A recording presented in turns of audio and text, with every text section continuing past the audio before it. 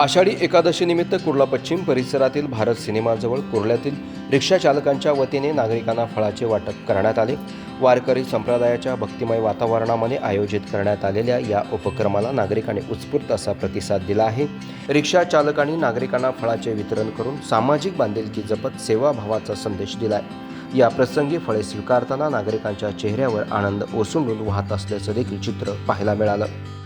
रामकृष्ण हरी माऊली। आम्ही कुर्ल्यातील स्थानिक रहिवासी आणि स्थानिक कुर्लेकर, आम्ही रिक्षा चालक मालक कुर्लेकर सेवा संघ या नावाने आम्ही संस्था रजिस्ट्रेशन करून आपल्या कुर्ल्यामध्ये असे चांगले उपक्रम राबवत असतो।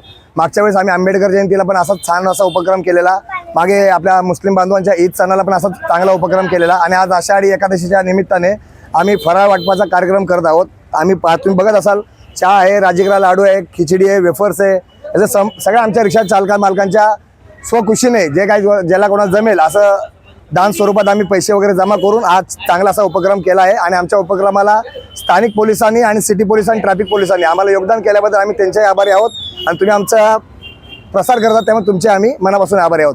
बोला रामकृष्ण हरी माऊली। आज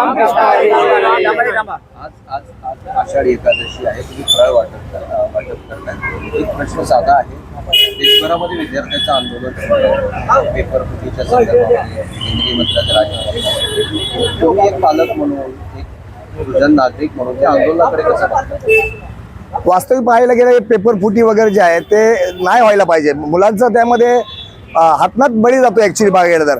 ते एवढं त्यांनी अभ्यास करायचा आणि असं अचानक पेपर फुटी होणार, नंतर परत एक्झाम घेणार। ॲक्च्युली बघायला गेलं ते आंदोलन बरोबर आहे का, ते बरोबरच आहे।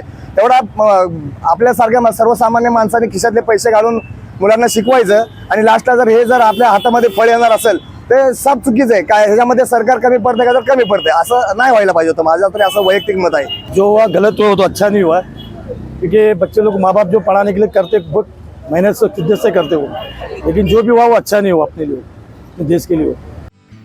यासारख्या अन्य बातम्या बघण्यासाठी तुम्ही आमच्या चॅनलला लाईक करा, शेअर करा, सबस्क्राईब करा। धन्यवाद।